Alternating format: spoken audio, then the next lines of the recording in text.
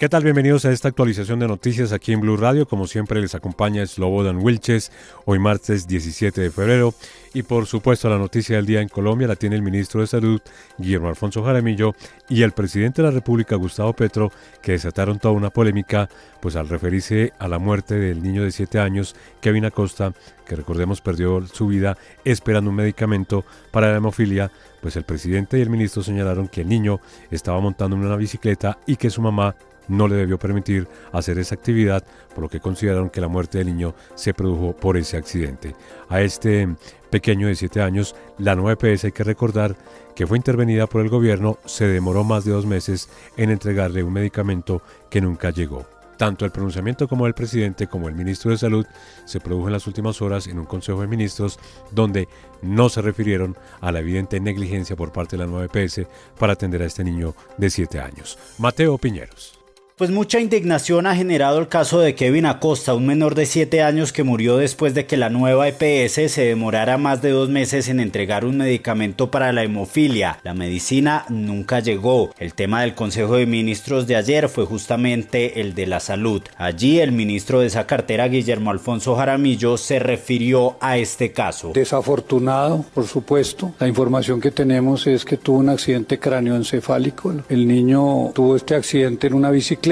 Y es entendible que los niños que sufren de hemofilia pues tienen que estar restringidos en muchas de las actividades que pueden generarle un trauma violento y por supuesto un tema hemorrágico grave. El presidente Petro además aseguró que el gobierno solo tiene una deuda con la nueva EPS de 5 billones y que los recursos para el pago se obtendrán de las vigencias futuras. ¿Y qué es lo que hemos hecho? Prevenir. O sea, el esfuerzo está en prevenir. ¿Quiénes son las instituciones que deben prevenir? Pues en primer lugar, obviamente la familia. Si se educa más, pues está en mejores condiciones de prevenir. Si un niño hemofílico no se le deja subir a la bicicleta, pues tiene menos riesgos. Es un tema de prevención. Petro ordenó investigar el caso de Kevin. Sin embargo, sus palabras generaron indignación de diferentes sectores políticos. Por ejemplo, la representante a la Cámara por la Alianza Verde, Catherine Jubinao, rechazó las declaraciones y agregó: Gustavo Petro está culpando a la mamá de Kevin por la muerte de su hijo, aun cuando fue negligencia de nueva EPS manejada por el gobierno.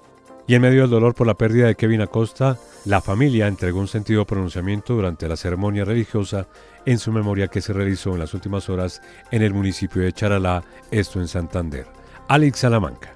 En medio del silencio y el dolor, el municipio de Charalá despidió a Kevin Acosta Pico, un niño de apenas 7 años que murió esperando un medicamento vital para tratar la hemofilia que padecía. Su familia denunció que durante meses el tratamiento no fue entregado por la nueva PS. Lamentablemente, montando bicicleta, el pequeño se golpeó y tuvo que ser internado en Pitalito, Huila, y posteriormente fue remitido a Bogotá, donde falleció. Su madre, Judith Pico, asegura que tuvo que pedir ayuda por llamadas, videos y a través de los medios para lograr el traslado de su pequeño, pero ya era demasiado tarde. El niño me duró 24 horas en Pitalito, no hicieron nada, lo único que hicieron fue entubarlo y dejármelo ahí que sangrara día tras día. La única respuesta que me daban era que tocaba esperar que hubiera camas disponibles porque no habían camas en la UCI, y mientras esperaba pues el niño se le iba yendo la vida. Y hay muchos niños que están esperando un medicamento como el que el mío duró esperando 2 meses. En este momento mi hijo está ahí en una caja.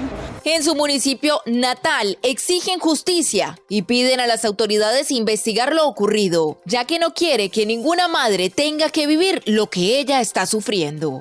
Cambiamos de tema porque anoche se instaló la mesa de diálogo entre el Gobierno Nacional y la Asociación de Consejeros Comunitarios del Norte del Cauca, esto luego del bloqueo total de los accesos por parte de integrantes de esas comunidades afrodescendientes en el Centro Administrativo Nacional, conocido como el CAN, en Bogotá. Literalmente estas personas retuvieron a cerca de 1.500 funcionarios y al final hubo un acuerdo con el Gobierno Nacional. Pablo Arango. Durante más de 6 horas, más de 1.300 funcionarios de entidades como el Ministerio de Educación, el DANE, la Agencia Nacional de Tierras, el Tribunal Superior de Bogotá, en la zona conocida como el CAN Occidente de Bogotá, estuvieron retenidos por cuenta de las manifestaciones que adelantaron desde la Asociación del Consejo Comunitario del Norte del Cauca, la llamada Guardia Cimarrón. Seguimos acá reportando la situación en el Centro Administrativo Nacional. Estamos frente al edificio del DANE. Vemos que se están presentando algunos inconvenientes con los manifestantes.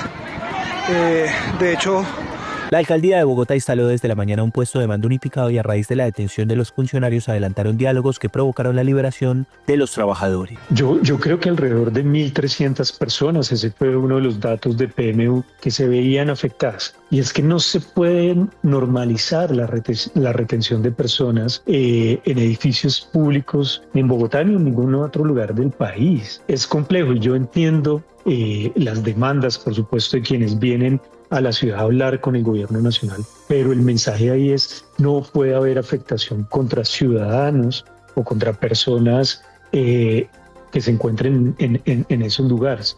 El Tribunal Superior de Bogotá rechazó las vías de hecho y pidieron garantías para los magistrados y funcionarios judiciales, además trabajadores de la zona. Desde el Ministerio del Interior y la Asociación de Consejos Comunitarios informaron anoche que adelantaron una mesa de diálogo luego de que se produjera la liberación de los trabajadores. Y los sindicatos y los empresarios apoyaron el aumento del 23.7% del salario mínimo. Esto tras una reunión que concluyó con un respaldo mayoritario al incremento salarial fijado por decreto a finales de diciembre pasado. Hubo una especie de concertación entre los trabajadores, el gobierno y la mayoría de los empresarios. Laura Olarte. En respuesta de todo este panorama que se vive actualmente frente al aumento del salario mínimo y la variación del mismo, se llevó a cabo una mesa tripartita extraordinaria entre el Ministerio de Trabajo, Empresarios y Sindicatos. El ministro Antonio Sanguino explicó que el objetivo fue revisar los alcances del aumento y analizar el contenido del auto judicial. Confirmó que el gobierno acatará la decisión y avanzará en la expedición de un decreto transitorio que cumpla con los requisitos establecidos. ¿Y qué estaba pidiendo el Consejo de Estado? Que se sustente con mayor precisión el ajuste presentado cifras claras de inflación, datos de productividad, del crecimiento del Producto Interno Bruto y la contribución del salario al ingreso nacional. Es decir, que el aumento tenga un respaldo económico sólido y verificable, por lo que el gobierno anunció que interpondrá ante todo este panorama recursos legales a la par de que se cumpla con el auto expedido por el Consejo de Estado. Esto fue lo que dijo Antonio Sanguino, ministro de Trabajo. Solicitudes de aclaración, recursos de súplica, que son, digamos, derechos procesales que tenemos y, digamos, lo hemos examinado y lo hemos decidido de esa manera. Simultáneamente vamos a cumplir el auto. Las decisiones estuvieron divididas, sin embargo, una mayoría apoyó con que el aumento del salario mínimo se mantenga en el 23,7%. Los sindicatos reiteraron su respaldo justamente a este aumento del salario mínimo y advirtieron que cualquier reducción afectaría el poder de los trabajadores. Una parte del sector empresarial apoyó mantener la cifra para evitar incertidumbre. Sin embargo, FENALCO alertó sobre el porcentaje que podría poner en riesgo cerca de 700.000 empleos y 1 millón de microempresas, aunque aseguró que respetará la decisión final. Jaime Alberto Cabal, presidente de FENALCO. Nosotros nos preocupa de mantenerse ese incremento. Igualmente, los más de 11 millones de colombianos que en la informalidad ganan por debajo del salario mínimo. ¿Quién está pensando en ellos? Ahora el país queda a la espera del nuevo decreto. Según el gobierno, no habría cambios en el porcentaje, pero esta vez llegará con el soporte técnico que exige la justicia. Y las autoridades en la ciudad de Cali investigan el hallazgo de las cabezas de 2 personas envueltas en bolsas plásticas. Aparecieron en una planta de tratamiento de aguas residuales en el sector del Paso del Comercio, en el norte de la ciudad. Estefanía Toledo. Las autoridades en Cali avanzan en las investigaciones para esclarecer las circunstancias en las que fueron asesinadas 2 personas cuyas cabezas aparecieron en bolsas plásticas en la planta de tratamiento de aguas residuales del sector del Paso del Comercio en el nororiente de la ciudad. Por el momento, las víctimas aún no han sido identificadas, por lo que no se tiene una hipótesis clara de quién sería el responsable de estos asesinatos. El coronel Milton Andrés Melo, subcomandante de la Policía de Cali. Un equipo especializado especializado de la SIJIN, en coordinación con el Cuerpo Técnico de Investigación de la Fiscalía General de la Nación, se encuentran adelantando las labores de recolección de todo el material probatorio para hacer el respectivo análisis forense. Se está verificando cámaras de seguridad y realizando las labores de vecindario. En medio de esta investigación, las autoridades tratan de establecer si el crimen estaría relacionado con la otra cabeza que fue encontrada la semana pasada a orillas del río Cali, cerca al edificio de la alcaldía. En las próximas horas se va a realizar un consejo extraordinario de seguridad para definir las medidas a implementar en la capital vallecaucana para evitar más crímenes de este tipo. Y el Gobierno Nacional condicionó la entrega de más de 7 billones de pesos del programa de alimentación escolar, el PAE, tras detectar una reducción en la cobertura pese al aumento de los recursos. Jessica Gutiérrez. Con la expedición de una resolución que condiciona la asignación de los recursos al aumento de la cobertura del programa de alimentación escolar, el Ministerio de Educación Nacional y la Unidad de Alimentos para Aprender respondieron a la reducción de la atención a estudiantes detectada tras revisar el periodo del año 2022 al 2025, pues el director general de esta entidad, Sebastián Rivera, denunció que 55 de las 97 entidades territoriales entre las alcaldías y gobernaciones disminuyeron la cobertura pese a haber recibido un aumento en los recursos asignados. Entre los territorios señalados se encuentran Villavicencio y el departamento del Atlántico. Estas podemos señalar, digamos, como las principales 10 entidades territoriales donde es más crítico la reducción en la cobertura. Está Villavicencio, está Atlántico, está Huila, Neiva, Envigado, Sucre, Tunja, Cesar, Buga y Quindío, donde está en el orden de más entre 17.000 y 40.000 niños que ha dejado de aportar al programa de alimentación escolar. Durante esta denuncia, las autoridades también emitieron una alerta por la situación del PAE indígena, pues indicaron que no todos los entes territoriales han suscrito contratos con organizaciones indígenas, lo que ha retrasado la implementación del programa en algunas zonas. Pues según la información entregada, más de 100.000 niños permanecen sin acceso al servicio de alimentación escolar mientras se resuelven estos procesos contractuales en medio de las gestiones para restablecer la cobertura en este programa. En un nuevo hecho de violencia armada se presentó en Estados Unidos un tiroteo que ocurrió en medio de un campeonato estudiantil de hockey. Vamos a Washington, Juan Camilo Merlano.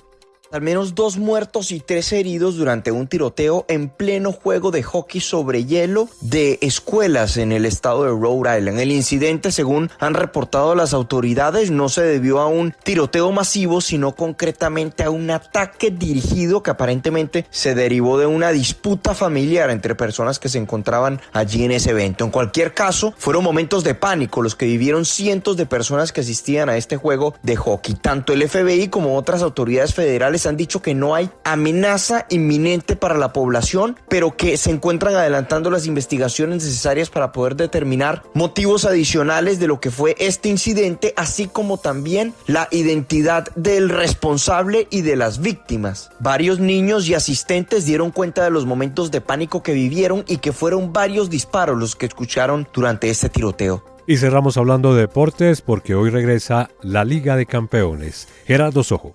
Hoy comienzan los playoffs de la Champions League y hay grandes posibilidades de presencia colombiana en varios partidos. A las 12:45 del mediodía, el Galatasaray de Turquía enfrentará a la Juventus de Italia. Es posible que el defensa colombiano Davinson Sánchez esté en el terreno de juego con el equipo turco. El otro colombiano del Galatasaray, Yasser Asprilla, no fue inscrito para estos playoffs. Por el lado del conjunto de Turín, la Juventus, también podría estar presente el defensa Juan Cabal. A las 3 de la tarde se jugarán los otros 3 partidos. En el Estadio da Luz, en Lisboa, Benfica y Real Madrid disputarán uno de los duelos más esperados. En el equipo portugués es posible que el centrocampista Richard Ríos reaparezca tras recuperarse de su lesión. Álvaro Arbeloa, técnico del conjunto merengue, expresó su confianza en el grupo. Evidentemente, todo lo bueno que está haciendo el equipo es gracias al esfuerzo que están poniendo, al trabajo de todos en cada entrenamiento, porque los buenos resultados siempre llegan no solo gracias a los 11 que salen, sino al trabajo de los 20-25 jugadores que tenemos en plantilla y que están preparando cada partido como si fuese el último, como si fuese una final. Sin embargo, no confirmó en rueda de prensa si Kylian Mbappé será titular titular. Señaló que el francés viajó con el equipo y está entrenando con normalidad. También a las 3 de la tarde el Mónaco enfrentará al Paris Saint-Germain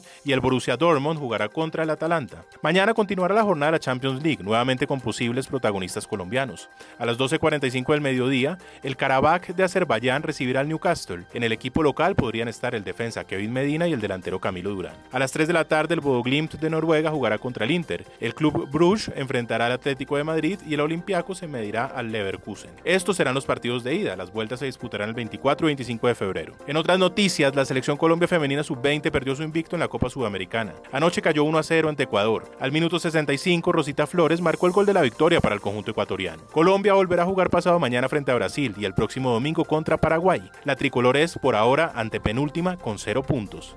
Y hasta aquí esta actualización de noticias en Blue Radio. Como siempre les acompañó Slobodan Wilches. Feliz resto de día.